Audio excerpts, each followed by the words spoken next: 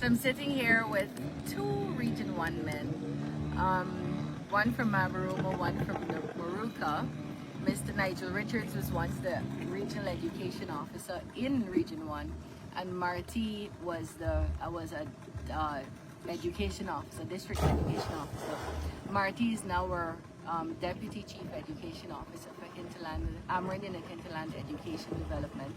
And Nigel is now our coordinator for school feeding across the country. And the background is actually the Moruca River that we're sitting in front of here. And I can't wait to take a dip, but I'll do that later because we have visits to Warramuri where we're building a new secondary school, and then St. Nicholas where we will be building a new secondary school.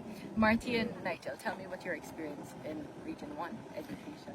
Well, let me just go a little bit back. So this is the Moruca River, and growing up in Moruca as a kid, as far back as I could remember, I used to do a couple laps across the river every morning, so that was a routine. I can't remember when I learned to swim, but I just know that I did laps across the river.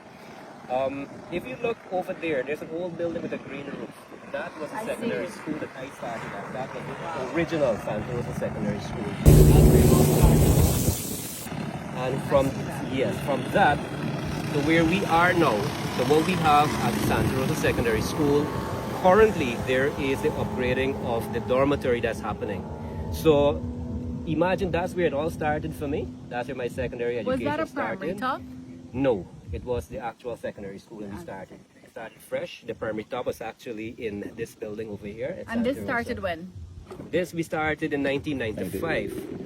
Right, established in 94, 95, that's when classes actually started over there. Right, so that was the first. And so, I mean, look, if you look at that, to where we are now, that alone speaks about transformation. And I was going to tell you that what's happening at the secondary school right now, we're upgrading the dormitory facilities, state-of-the-art quality facilities. So we have grown. We have certainly grown. It has always been my dream that every child in this, well, I'm from here, I'm from Santa Rosa, from Moruca. It was my dream that every child should be able to attend a secondary school, a proper secondary school. There's always been the challenge of children coming from as far as Warramuri to come to school right over there. So they would have had to travel all the distance from this river just to get to school or walk the road, which would take about, 4 hours maybe? 4 to 5 hours to get to this school. Now we're seeing that Warramuri is actually getting their own secondary school, which will be opened very soon. Santa Rosa is upgraded. Quebana is also getting their secondary school very soon. So one of my dreams, even as before I joined education as a resident, was that every child in here should have access to quality secondary education. That today, that is happening. And very soon, before this year is done, the Moruca sub-region in particular should have universal secondary education. Yeah, because at St. Nicholas we'll have to build a secondary school there too. So yes, and we're actually breaking that news to them today. They don't know. We are. They don't know as yet. So, but we're breaking that news to them that they will be getting a secondary school. And so with the addition of St. Nicholas, we would have catered for them at maybe Quebana, but then it's better to have them at home because of the large population. And so they will be benefiting from a school right in their community. They don't have to travel. And of course, they'll be with the parents and with the love of the community, and they should be able to flourish with this. And that was my dream as we started, and this is where we're going. Thank you.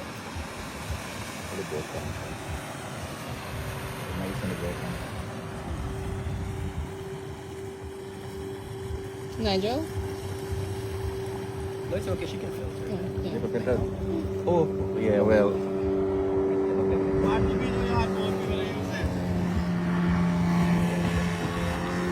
Ready? We can talk. Okay, whenever ready. Yeah, so I'm from Mabaruma, Nigel Richards from Mabaruma, former Redo. And my dream was to ensure that we have secondary schools at the critical locations, right? At the critical locations. We had it in plan to build a secondary school that was rural, and now that's a reality, right? We also had it, I don't want to sound as I'm repeating what Marty said, but basically, that's it, right? So we also had a plan to build a secondary school at Warramuri and Quebana, because in the days gone by, we had the regional chairman, Mr. Foreman, saying, the late Foreman saying he died now, I can recall forming, saying myself, Paul Pedro was the vice chairman then. We went to Quibana and we went and checked out the site, check out had some buildings. That was when, Nigel? Like when? That was like in 2014, 2016. So we went to check out some sites, but for one reason or other, finance being some of the issues, we never got off the ground. But today we know that the school at Quibana is now being realized, and that was one of my dreams also. So right now we have a secondary school with dormitory facilities at Quibana, which we were aiming for all along. And now we have a secondary school at Warmori also. So we can basically see that the transformation is taking place. We have the schools, secondary at Wasororo, secondary at Quibana, secondary at Warmori, and we will be heading down to Manawarn in a few minutes to turn the sod for the construction of another secondary school. So we can see that progress is happening in the education sector in Region 1. And what about Nigel? And what about you? Well, Nigel actually, he and I go a long way back. So even that school, Nigel was my teacher when I was a student at that school. And Did Nigel he teach you well? Well, I'm here today. And Nigel, did you straighten him up? We're still friends. I straightened him out. They used So- to call me the beat man. So Nigel, if I could remember, we never had lunch. At No, the we school never over had there. lunch. So we actually had to pack our lunch, those who could afford to, and those who hadn't, well, they would either have to paddle home during the lunch break or, but Nigel now is the coordinator of the feeding program. So what does that mean for you, Nigel, that you are the coordinator? That's a lot of thing because as you rightly recall, when I came into Moruca in 1994, 1994. right, that was a secondary school. We had like about 5 teachers, if I could recall. And the enrollment was like about 80 or 90 or somewhere through there, right? And the school was offering like 4 subjects, C-Sec only. So I went, I introduced principles of business and principles of accounts. Wow. Right? I introduced that to the secondary school, so that adds some more subjects on the curriculum. And we worked. There was a very good cordial working relationship with the staff that we had. We had some VSOs too. We had some VSOs from England. They were assisting also. And then they built the school over at Comaka, at the Comaka Recreational Ground. And then we moved from here and went up. But by the time we moved from here, from that 80 to 90 students, it had already increased to like 150 students. Because once there are schools, children will go. Right, 150 students. And then I left and went to the University of Guyana. And I was surprised when I came back. I wanted to over 400 children, secondary children. Because by then they would have built the dorm. They would have built the dorms. The students from all around Moruca, the Barama, Waini, Warmori, Manawarn area, they attended school by staying in the dorms. But now, Warmori children, they do not have to come to Santa Rosa anymore. They have the secondary school right there. And we are going down to Manawarn right now to turn this out. So that a few months from now, nobody from Manawarn will have to come out to Santa Rosa to get a secondary education. They'll have it right there. School feeding, you should know. School feeding. Yeah, so at the time too, there was no school feeding. You had to walk at your lunch or walk in money to buy a little snack. Right? But now, all the schools in the hinterland, all the schools, with no exception, they have a feeding program at their school.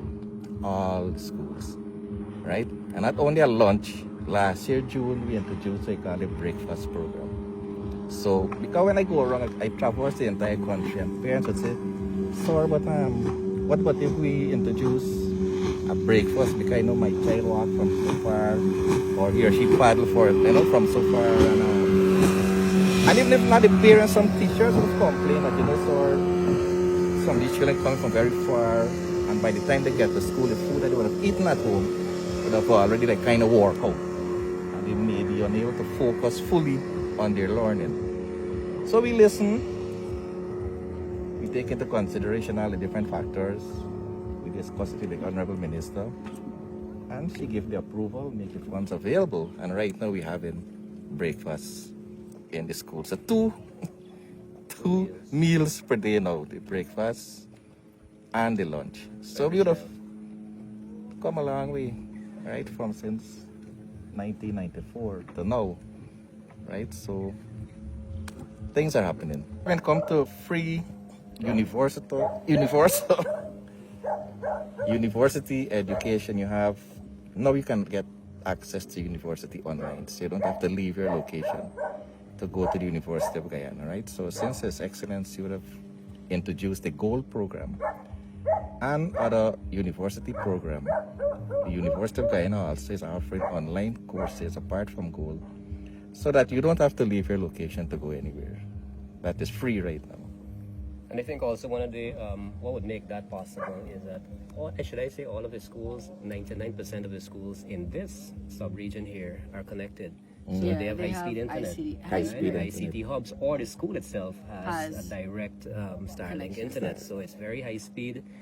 And so there's nothing stopping anybody to upgrade themselves. They actually have all the opportunities in their hands right now. It's free, so you don't have to pay for anything. You don't have to pay for internet. You stay right there in your village, in your school, and you study and you qualify yourself because education is free. And I'm happy to see people using those opportunities, really using them. They're making full use, so Yeah.